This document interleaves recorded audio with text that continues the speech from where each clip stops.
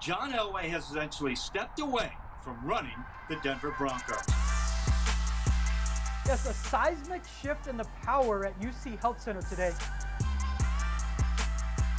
And the Broncos got their man today, hiring George Paton as the team's new general manager. Broncos made it clear this was their guy.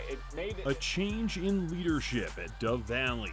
In is new general manager George Paton. I wanted this job bad. This was a job I really wanted. No longer running things, now former GM John Elway. I loved it, and it's time for me to make that next step, and I'm excited about that too. But before we look forward, let's remember the past. In his decade as a decision maker, franchise legend and Hall of Famer John Elway compiled a record of 90-70 with a win in Super Bowl 50.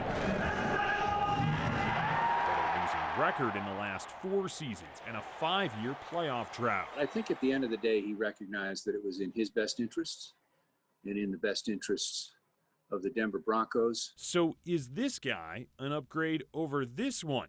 In this 360 look, we'll hear what the team has to say, talk to our Broncos insider, a national NFL correspondent, and take the pulse of the fans through Sports Talk Radio. Let's start with the organization itself. I think we have a bright future with George. All positive coming out of Dove Valley about the man with 25 years of experience in the league. While not making any outright comparisons between new and former GM, there was a sense of optimism and hope the team will be better in the future under Paton's leadership. He is a seasoned, smart, and steady person, steady executive who is going to be a great asset for the Broncos for many years to come. Positive, but not taking sides. Step outside the building, and the perspectives get a little bit more straightforward. The simple answer is yes, they're better off because they need to rebuild, and George Paton has a foundation and a philosophy of drafting and developing. Our Denver 7 Broncos insider Troy Rank has been all over the Paton story, speaking to plenty that know him. He's also covered the Broncos day in and day out under Elway's management. It was just time. It was time for a fresh set of eyes.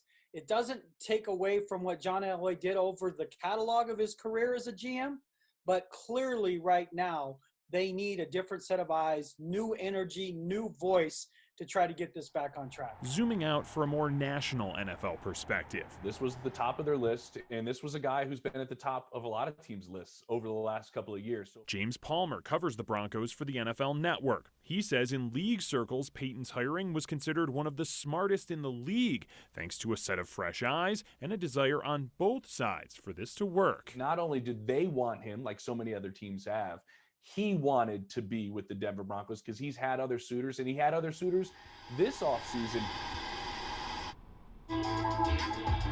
Broncos fans deserve a voice in this conversation as well, and their voice is heard aplenty on the airwaves of 104.3 The Fan. Yeah, the fans are definitely happy because now you get a chance to turn the page. You turn the page on what John Elway was able to do. Former Broncos safety and fan host Nick Ferguson says he thinks the team is better off if the new GM is the one making the big decisions. Will George Paton be able to actually have full autonomy and put his fingerprint on it? I'm not sure because John is still involved in some capacity. Ferguson's take is that Paton doesn't need to win a Super Bowl right away like Elway did, but he does have to do one thing Elway couldn't. So George Paton's biggest thing is fixing the quarterback position. If he does that, he's going to supersede John Elway in just one leap by that decision alone. A bright future, a new set of eyes, nowhere to go but up. A lot of optimism as Broncos country looks to their new front office leader to now deliver on the field. I'm Jason Grenauer, Denver 7.